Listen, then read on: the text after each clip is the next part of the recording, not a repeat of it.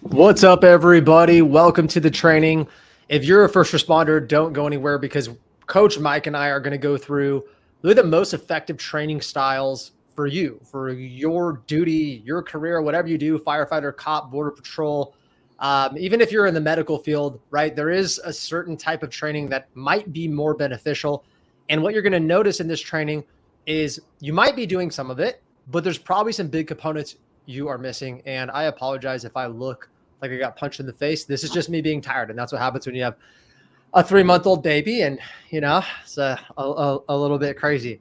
So if you don't know, Coach Mike is our head in-person coach, head of strength and conditioning at Pursuit Health and Performance, works with tons and tons of our clients actively currently right now.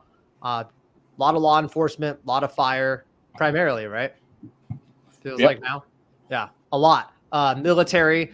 And I see you get a good mix of performance-based people and aesthetics, but definitely Coach Mike probably takes on the most performance-based people within Pursuit just because of his knowledge, experience, and background. So I thought he'd be very, very good for this training. And so number one question that I get, is, and I actually ran an ad to get people kind of into our program that was like, hey, you shouldn't be training like a bodybuilder if you're a first responder. I think the ad was like, hey, if you're a first responder, you're training like a bodybuilder, you need to stop, train differently.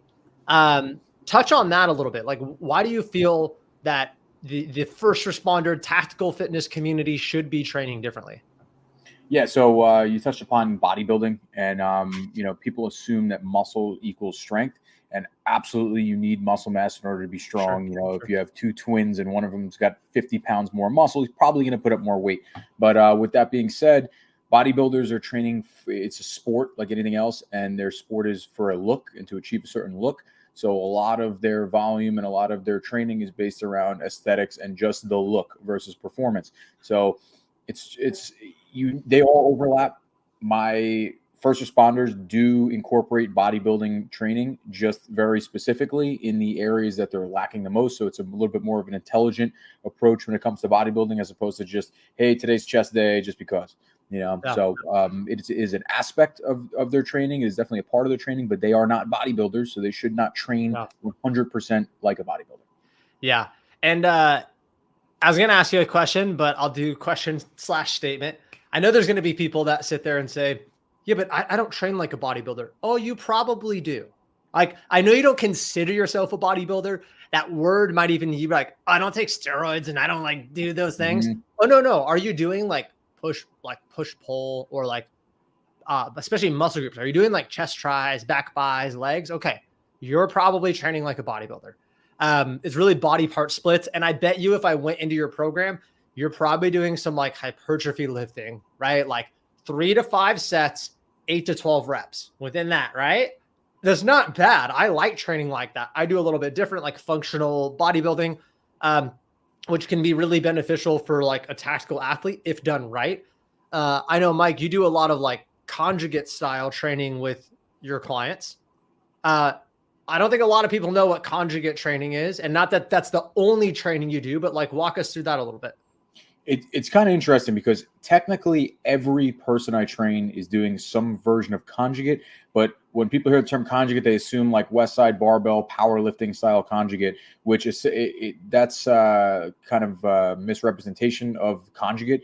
If you hear the term in language class or when you're taking Spanish or something, like verb conjugation, right? Like I am, she is, they are, stuff like that. It's essentially a custom tailored program that is training multiple aspects all at once. So instead of breaking things up into blocks and having like a strength block and a muscle building block and then a mobility block, you tend to see all over performance when people do that. Like when they switch over to just doing, I need to get bigger, and they start bodybuilding, then their strength goes down. And so it's just a conjugate training program is just training multiple strengths all at once. And whether you're a first responder or not, I personally think that's how all humans should train because, unless you're a specialty athlete or something, but I want to be ready to go all year round. If someone invites me to do something, I don't want to be like, hold on, I need 4 months to be ready for that. Like, I just want to be like at 95% all year round. And then, if I know I have some sort of event or some sort of, competition or something coming up, then I could just tune up for that, 5% peak. But I want to be good to go all the way, all around. Good cardio, good muscle mass, good physique, and good strength. Yeah.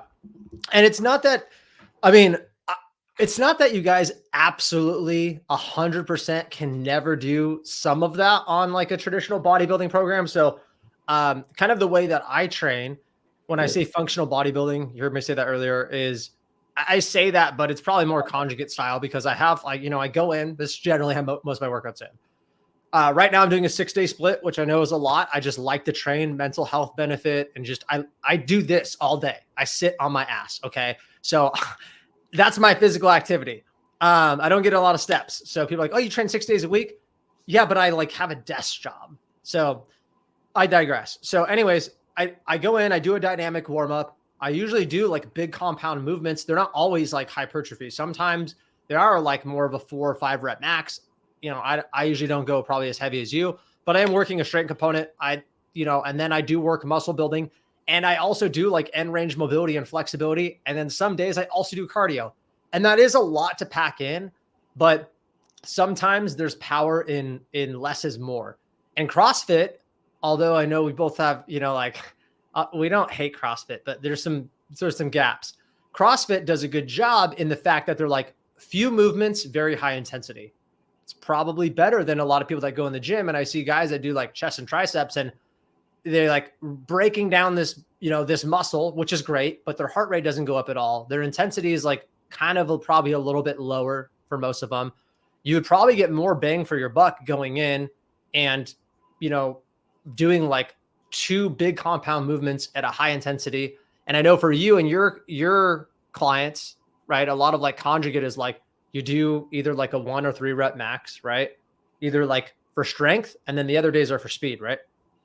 Yeah, or it depends on the person and what they specifically need. Sometimes you have people that are super explosive and they have no strength. So then you can swap out speed days for, more repetition effort, which would be your bodybuilding to put on muscle. It just depends on the need of that client. And then these needs can change. So it really depends. But yeah, if you just came to me in like great shape and you were a perfectly balanced person for some reason, you'd have like max effort days, you'd have speed days, and then you're doing hypertrophy on all of those days. So technically you're bodybuilding every day, but not, today's shoulder day. It's like, why is it shoulder day? Well, that person has weak shoulders. Okay, then we should focus on those. It's just prioritizing weakness and trying to fill in all the gaps so that way you're good to go. You get in a fight, whatever, you got to carry a ladder up, set 10 flights of stairs, you'd be good to go. Yeah. And check this out. If you have a desk job, like you're watching this, you're not a first responder, you could do a bodybuilding program. I think you should still add mobility work, probably for sure. You should still add some like high intensity cardio, just like as a human, because you'll be like, I had to run after my kid and I'm like, like dead. Okay. You should just be a functional human being.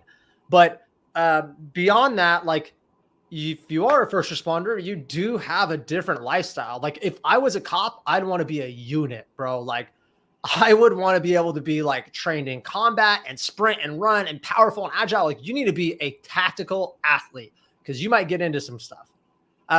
If you're a firefighter, you have all this gear, your oxygen's restricted, like you're hot and, okay, you've been in that. And we see a lot of people that come in, firefighters, cops specifically, because I would say those are the most like physical demanding first responder jobs, right? Not that, if you're an EMT, you're carrying heavy patients, right? So you have these strong occasionally, throw out your back, occasionally. But like those 2 careers are really physically demanding, can be.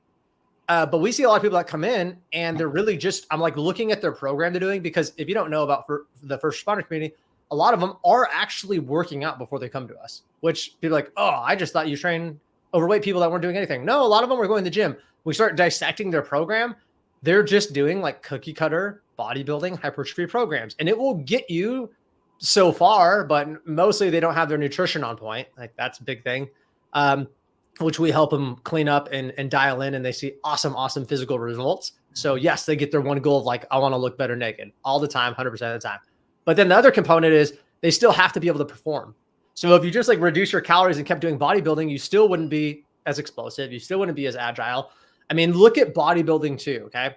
bodybuilding is literally creating inefficient joint angles to be hard on your muscle, right? Like a curl, right? You're like, I'm putting my arm here on a preacher curl pad and I'm doing a curl and none of my other body's moving. And that is great for your bicep. But when you get on the line of duty, you don't do anything like that. Like everything is multi-joint. You're wrestling somebody, or you're, like you said, you're pulling up a ladder or climbing. And I'm not saying you need to do those specific things. Although if you're a cop, you should probably be training jujitsu. But like beyond that, when you're in the gym, how do you move? Are you explosive? Do you do max effort days? Or do you just go and do like what everybody else is doing in the gym? Do you have a job like everybody else? Nope. Why are you training like everybody else? Right? You have to start asking those harder questions. And it doesn't mean you can't have the bodybuilding component to it, because I like lifting hypertrophy. I like having a great physique. It's very important to me. Like, but I also want to be a little bit athletic. I don't need to be. I freaking sit at a desk, guys. Okay. I have zero desire, but like Mike said, I also just want to be a capable human being. I have a son that's 13, and the other day we were playing football, and now his favorite thing, he goes, let's do hitting drills.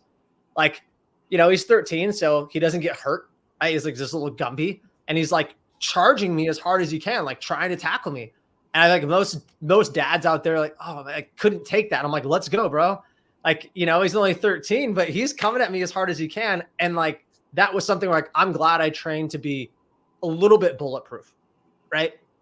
I don't want to be like, and I have injuries. Okay. I've had some major injuries, but I don't want to be the person that's like, I just feel like slow and sluggish. But if you train slow and sluggish, you will feel slow and sluggish, right? So you kind of, the biggest component that I've seen when I do like conjugate training is I do feel a little more like snappy. I feel like I could punch harder or get up faster or do stuff like that. Absolutely. Yeah, it comes to the brain. That's why other trainers know, but my Instagram name is the Neuro Strength Coach. And everyone's like, what does that mean? And I'm like, well, everything comes from your brain. Obviously, your body plays a huge role into it as well. But, I always make the joke, I'm not the biggest guy, but I usually end up putting more weight than most people that are bigger than me. And they say, how is that? And I always make the joke that like, I'm like a twin turbo V6 with like forged internals, and they're like a giant naturally aspirated V8 that's like old. You know what I mean? So yeah, bigger motor, but they cannot put the power down when need be. So yeah, they have a mechanical advantage, but the brain's just not there. They can't. It's motor unit recruitment, right? Rate coding. It's essentially how quick can you go from like, if someone throws a ball at you, right? You might want to respond fast to catch the ball, but you physically are not fast enough to do that. Mm-hmm. So you can train that. You can train force production. You can train rate of force production, and you can make someone fast who is not fast, or you can make someone faster who is already fast. So. Yeah. And for a lot of you that are first responder, everyday hero community, and you have like a family, and you're like, all right, like I do want to perform, but dude, I just have a gut, man. I'm just trying to like get in shape. I don't really want all this. The thing is, you basically have two options, the way that I look at it. Okay. Option number one, let's see, this light changes. Ooh, I'll turn it back on. Option number one is you do the traditional route. Okay. You go and you still can lose weight. Absolutely. We have some first responders that don't want to take Coach Mike's route, right? They're like, I don't feel comfortable. It's not scary, but like, they just would rather do traditional lifting, and they can still get all that. But like, you have to ask yourself, do I want performance or aesthetics more, right? That's the first track. But then also comes the statement where it's like, you could do conjugate training and focus on performance. And where you are starting, yes, like you're going to still get really good results because you're probably not being consistent. You're probably not really having intensity in the gym. So whether you pick that route or this route, if you just ate better, had better habits, did intensity in the gym, you're going to get results better than you're doing right now, almost for sure. But this is more meant for the person that goes, I already feel like my diet's okay. I'm already kind of going to the gym, bro. I'm not soft. Like I go and I push myself, but like, I'm not really seeing results, or I'm not getting what I want. That's where you would be like, I need to kind of change everything. And you're not changing like everything. You are still doing hypertrophy lifting, right? You are still doing bodybuilding component in there. But what you're also doing is at the beginning of your workout, generally, when you're the strongest and you have the most energy, you're like, I want to tackle this one component. And I will say that, like, after training a lot of people, Mike and I have been in the industry a long time. He's probably even trained more people than me. Figuring out that, like, people might look solid, but like, wow, they have gaps. Like for me, dude, like hip mobility or shoulder mobility. And so the cool thing that I like is you're also training those gaps. And if you don't train those gaps, you'll get injured. And as a first responder, that's detrimental. Like you have to be physically capable for your career. And I like the hitting at 360. You could do it by training like 3 to 4 days a week. You do not need to train multiple days per week. Like this is my job, this is my career, my passion. I know that's not probably what you're wanting to do, but I like conjugate training because it does allow you to work on your strengths, your weaknesses, and then also build a physique. Is it going to help you build the same physique as bodybuilding? Probably not. But like, what do you want? Do you want to be a bodybuilder? If you're like, physique is the most important thing, okay, go train like high volume hypertrophy. You won't be strong if that's not important to you. But if I was in law enforcement or I was in fire, I would rather sit there and say, I want to just be an absolute animal. And just a byproduct of that is I'll look pretty damn good. And I know that we get people that come through the program that end up going that route, right? Absolutely. Yeah. And it is pretty funny as well. Like I believe there is a very specific look that people say they're a bodybuilder, like the V taper, all this stuff. That is great. But if you look at like a strength athlete, you look at a gymnast, or you look at old time strongmen, who weren't like bodybuilders, they looked like bodybuilders because they were strong. So, I'm a firm believer that if you focus on function, you will have the aesthetics. And then you're creating a bulletproof foundation. You're mobile, you're strong in all ranges. You can lift heavy weight. You can lift medium weight super fast. You are essentially like a CrossFit athlete without doing CrossFit. And some of the physiques on them are absolutely impeccable. And, me personally, I train conjugate, but I like the aesthetics as well. So it's on my accessory isn't always based on what I'm weak at. Sometimes it's just aesthetics. Like, I want a bigger chest. I'm going to throw in some chest, so it's going to be totally custom to the person's goals. And it's very simple to tailor them to somebody, if someone had aesthetic goals as well as function, and that's the way that I train. Yep. And I tell people all the time, like, CrossFitters is very generalization, but let's look at like top level athletes. Like, dude, they look like Greek gods, like Spartan warriors. And really what they're doing too is like, if you dive in super deep to their program, they do a lot of like low end strength stuff. They do a lot of, really their biggest, this is me, tell me if you disagree.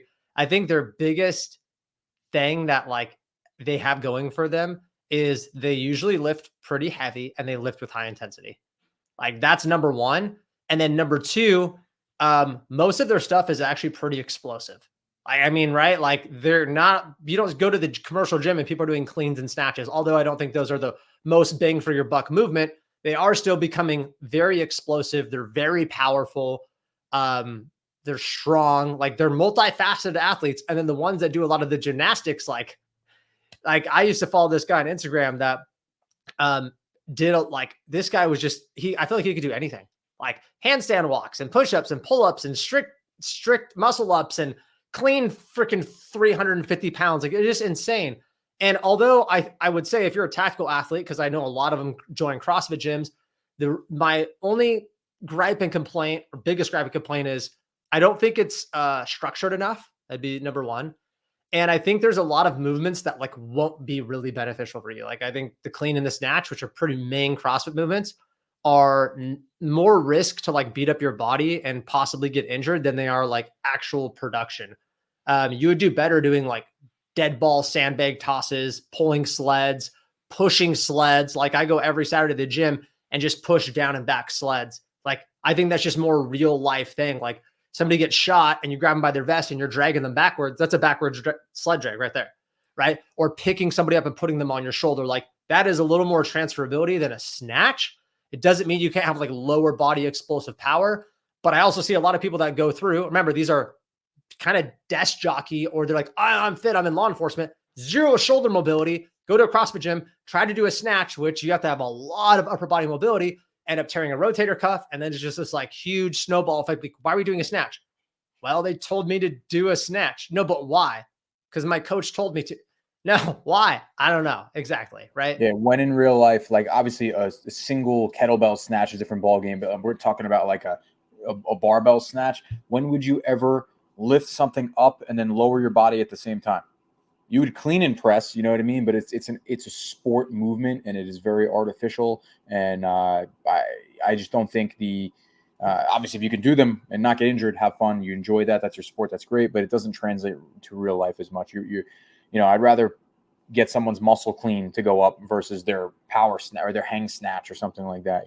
So that's my issue with CrossFit. I think it's a little too generalized, and they're taking general people and giving them extreme range dangerous training that's not going to translate that well. You see this with football all the time too. Everyone's just doing Olympic lifts, and it doesn't translate that well. They're not terrible, but I'd rather put 200 pounds in somebody's squat than increase their snatch. Yeah, exactly. And I mean, if you look at basic movements too, and honestly, this isn't me dogging on CrossFit. I'm just trying to get you guys to see the difference, because I know that's in probably the back of your head, or maybe you went to a CrossFit gym or you're contemplating going to CrossFit. These are questions you should be asking yourself. But if you don't, I'm putting these light bulbs like hopefully in your head so you can start thinking, because what I don't want you doing is like, number one, I don't want you getting hurt no matter what you do. That's really bad. Like, it doesn't matter even if you're lifting for aesthetics. An injury is just, sometimes they last forever, and don't be that. I've been that guy. But also if you're only training certain components too, like, for example, I've been to CrossFit gyms and you lift really hard for 45 minutes and you leave, and there's like some rolling out and stuff. There's no like end range mobility, and they're probably getting better, some gyms, but you got to be like, what does my body need? Where are my weakest points? Can I not touch my toes? Okay. We're going to work on your hamstrings, right? But I can run and I'm a cop. Okay. But until you're like so inflexible, you can't touch your toes, you tear your hamstring. Like, you got to look at yourself, and maybe you're at the point where you're like, dude, I'm just out of shape. Like, I kind of just feel like I need everything. Well, then you need a program that's going to kind of attack everything in a systemized approach, and also just isn't 100% intensity, right? Like, if you do group fitness, and this could be Orange Theory up to CrossFit or anything that, you usually go in and like they say you can keep it at your own pace. But if you're half competitive, and if you're in law enforcement or first responder, I'm just going to say you're probably a little competitive, which is good. Going into those environments and like going balls to the walls when you are not physically ready and capable, it can also be pretty dangerous. So I'd say to wrap it up, the best way to train for a first responder, tactical athlete, is number one, a systemized approach. Like, you have to know what you're doing and why you're doing it. And if you don't, get somebody like a coach that can explain that to you. Another thing is like creating a program that you can stay consistent with, which heavily has to do with your schedule. But I will say, and I've seen this huge shift, you also need to be like a little bit excited about your program. I know that's not maybe the answer. You're like, but I want to know like the exact movement. No. Get excited about it. Because I will say, a lot of people come in, they do traditional bodybuilding, they get on like a conjugate or tactical fitness program with Coach Mike, and they're like, dude, this is awesome. Like, it's new, it's fun, it's different. And they look forward to their workouts. When they get a new phase, they're like, dude, like, right, they get pumped. And that is a huge component, because if you are not excited and consistent, and this is the thing, even if you showed up to the gym, what intensity do you think you'll attack your boring ass workout with? Which I just said, intensity was a huge component of what you get out of the gym. Coach Mike and I could go in and I could give it a 4 and he could give it an 8, same weight, same everything. But just like his time under tension or his speed with his reps or his weight selection, like he's going to be like, I got a good workout. Be like, right. Doesn't mean the workout wasn't good. It also just means you didn't attack it with intensity. And if you're not mentally pumped about your program. And then the third is law of specificity, which basically means look at the specific thing you're doing. Like, what does your job require or could require? Maybe you're like, I'm in a patrol car all day. And if your job should require or can require you to hand-to-hand combat, train jiu-jitsu. No, we don't do that. Find a freaking local jiu-jitsu. We have guys that train, right? Like on top of their stuff. So go train jiu-jitsu. But then you still need to like get in shape for jiu-jitsu. You still need to be powerful. And then I also understand that if you're watching this, you probably have some aesthetic goals. I get it. You want to look good naked. So your program should not just be about performance. It can be, you could get results, but if I were you, I'd be like, can I do all the things? Yes. But in order to do all the things, you can't just do random stuff. You have to have an actual structured approach, because when we build out programs for our clients, it takes some thought. Like, we got to step back. We sit down, we take hours and hours and program people out and kind of understand, like, it doesn't mean the programs need to be night and day different, but it's like, okay, well, this person has more shoulder mobility, so we're going to put a little bit of that in. Oh, and this person can only work out this time, so we're going to shorten the workouts. And then that's where the customization comes in, and the knowledge of, like, how do we make this work for the client? So any last words that you have to kind of give people some advice that are maybe a first responder looking to get on a program? Yeah. You mentioned jujitsu, and I think a lot of first responders just immediately go like the martial arts route. Like, I got to get in shape, I'm going to do jujitsu. From someone who's done jujitsu for 14 years, I will tell you this: it is super important, but what is more important, in my opinion, is strength and capability. You can take somebody who was an animal athlete and they can be 4 weeks into jiu-jitsu and they can destroy somebody who's been training for 5 or 6 years sometimes. Yeah, it might not be technically sound, but because they are bigger, stronger, more explosive, they call it the gentle art. Jiu-jitsu, it is not always gentle, and when you're using it in the street, you need to be a savage. So besides that, don't think 5 days a week jiu-jitsu is going to be like the greatest solution to you as a first responder. You need to get in the gym. You need to get bigger. You need to get stronger. You need to get faster, because trust me, the gym is a controlled environment, and the other guy gives you a high five and a pound, and he's like, all right, ready to grapple. There's no consent in a fight, so the things that you're expecting, like, oh, he's going to grab people will bite you. They'll do wacky shit. And you need to be really strong, and you need to be ready for anything, not just sport jiu-jitsu. Yeah, no, 100%. Exactly. I'm glad you touched on that, because I mean, like, right, if you're I'm like 175 pounds. If I was a cop and I was on the street and there's a guy that's like 250 solid muscle, I could be as good as I want to jiu-jitsu. He's probably going to throw me around. Right. Yeah. Now, if I was a harder time than you feel in the gym, you're like all confident in the gym. You're like, oh, this is awesome. And then some guy with no experience all of a sudden shuts down all your advances, and you're like, does this work? Yeah. And I will say too, even when I first got into jiu-jitsu, when I used to train actively, I was very strong for my size. And just like, I had guys that were way brown belts, like way more technical than me. Mm-hmm. And I would give them a very, very, very hard time. Some of them I would beat. And I had a wrestling background, but like, if you know anything about wrestling, you're just strong and have really good endurance. But the only reason I had that is also I trained like years and years in the gym. And when I went to the gym, I didn't train like a bodybuilder that much. I trained from my wrestling career. So yes, I was doing some strength stuff, some bodybuilding, but I was also doing like mixed component things. Really, like, I mean, you could probably classify it as conjugate with like HIIT. And it was powerful because I went in there just like physically capable, not technical, physically capable. And I just throw around people, even the same weight, because their like strength output was so much lower. And they're like, I'm going to put your arm back here. I'm like, no, you're not. No, you're not. I'm pinning your arm down. Right. And so they're trying to isolate something. You're like, oh, he wants my arm out. Screw that. I'm going to stay tight. And then they're like, what the hell? Why can't I isolate the arm? Like, they're trying their move that they know how to do, but they physically cannot exert their will on you. Right. And even if you're in a different career, like let's say you're in fire, because I know those are ones we're talking about, but like, I don't know, I'm not a firefighter. I don't know every little scenario you're going to go into, but I would imagine you have to move heavy things, like rip a door off, kick a door down, like swing an axe, if somebody's in a car ripping something out, dude, I would want like maximal power output. I wouldn't want that capability, because you're in these like really time sensitive situations, right? You cannot afford to get tired, or the person you're saving. You cannot afford to not be strong. You cannot afford to have crappy endurance. Like, those things are going to be built in the gym. Like, your body doesn't really know the difference. It's just like, oh, I'm experiencing a stimulus. We've done this before, right? But if you go to the gym and you're like 1, 2 for everything you're doing, and then you go to do that, you're either probably going to get injured or you just won't be able to perform, right? And you might look nice. You might like have like a decent chest or decent arms. Doesn't mean you're weak, but I would make sure that I was, physically capable. And the cool thing is every single person that that I think we've trained that's come through and taken the route where they're like, all right, I believe you guys. Okay, I need to train to be physically capable. I need to train performance. They always look better 100% of the time. I don't think anybody's come through and stayed the same or looked worse. They're so much better, but now I look bad. Yeah, no. And that's just as like, that's this physical adaptations, right? Like you will maybe hit a peak where you're like, oh, my physique's kind of tapped out. It's being natural. That's what happens. Like you're not going to make these huge leaps and bounds, but most people that come to us are like, I got a gut, or I want to lose 20 pounds or 40 pounds. And, you know, my cardio sucks. So like the only way to go is up. Okay. So if you just start training like this, you won't have to be the person that like, oh, I'm getting a good physique, but like, I'm still weak, blah, blah, blah. Like I've been there too.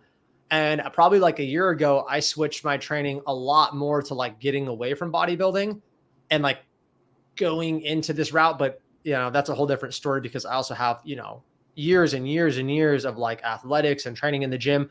And the cool thing is if you build a really good base, more on the performance side of things, you're going to be able to kind of do whatever you want. Like Mike's like, oh, I have a vacation coming up, or I have this, or I have this event. It's not this like 6-month training cycle. Like even when I went and said, I want to cycle 100 miles, I trained for 7.5 weeks. Like, because I just was already like so multifaceted and the ride was actually pretty easy. So, you know, that's and never done endurance stuff ever. I'm running a marathon on Sunday and I couldn't tell you the date the last time that I ran. Where are you running it at? Superstition, so up over Northeast Mesa or Apache Junction. Sorry. Why are you running a marathon? I don't know. Okay. Because I can. We'll wish you luck. Yeah. But you know, it's something I wanted to do with no training, and it's further proof of conjugate that, you know, I'm good to go. My endurance is there. You know, I haven't ran a marathon, but if you know, you know, I'm a running coach. If you know how running works, you don't run marathons to train for marathons. You know, you run shorter distances, you do speed work. You know, it's funny because people know these principles, but then when they hear it with weights, they're like, oh, all right. They know it for running. You have your slow days, you have your endurance days, you have your fast days, you have your interval days, you know. So you train to be well-rounded. You can do things like that. You get invited to a marathon and be like, all right, I got 4 weeks. Let's do it. Yeah. Awesome. So hopefully this was insightful, guys. We do these trainings every week. They're streamed in the private Facebook group, YouTube, stuff like that. If you are watching this on YouTube, like, comment, subscribe, share, definitely subscribe. We do these every week, and that way you'll get notified for the trainings. I bring a different coach on almost every week. Sometimes I do these solos. Sometimes we're actually sharing our screen and like going through. This is just free coaching for you because we want to give you value, and we know the first responder community is suffering, right? We see it every day. You know, some people just assume that you guys are just these units, just like freak creatures. But we know that's not the case. And mostly it's like, not that you're not willing or you're lazy. If you're a cop or a firefighter, I just assume you're not a lazy person. Okay. But the thing is, there's components of life, like your work and your family and your schedule, and like no good foods available on duty and all these things that like, you don't want to happen, but they still do. And you've gained weight, you don't look good in your uniform, and you know your performance sucks. Don't be that person. There should be a link below to our website. You can go click on it. It's thepursuithp.com. There's a form right there, or you can DM me the word hero. And I'll get back to you and see if you'd be a good fit for our program, because when we work one-on-one with our clients, we do create a customized approach to their schedule, their training, right? Their physical capabilities, their weaknesses. And just in the last couple of years, we've had hundreds and hundreds of people come through, raving reviews. People love us because not just because we're good, but also because I think most people have never had something that was like, oh, this works for me. Like, you know, most people go the opposite way. They Google, you know, how to gain strength, and they like find something that was kind of pre-made without having a conversation with anybody, right? Without giving somebody your background. And it's not a one size fits all. That just usually doesn't work, especially long-term. And then a big thing we want to do, and I know Coach Mike does a really good job of this, is like educating. Like, we are educators, you know, we're coaches, but part of that is educating. And so hopefully you're learning stuff from this, but we also want you to learn things from, we also want you to learn components from, like, as we're coaching you, we want to teach you. So everything you're hearing him say, his clients are learning. Like, I see this from the distance of like, them being more physically capable. They're like, hey, I'm going to move this today. Why'd you move it? Or quiz them a little bit. Oh, because you said this. Boom. Awesome. Right. Because the whole goal is like not working with the coach forever. It's to be independent. And we've seen people come through our program, leave, continue to crush it on their own. So we know the process works. So I appreciate it. Thanks for jumping on with me, man. I know you got people to train, things to do, weights to crush. So we'll talk to you later. Okay. Thanks for having me. Talk to you soon. All right. Bye.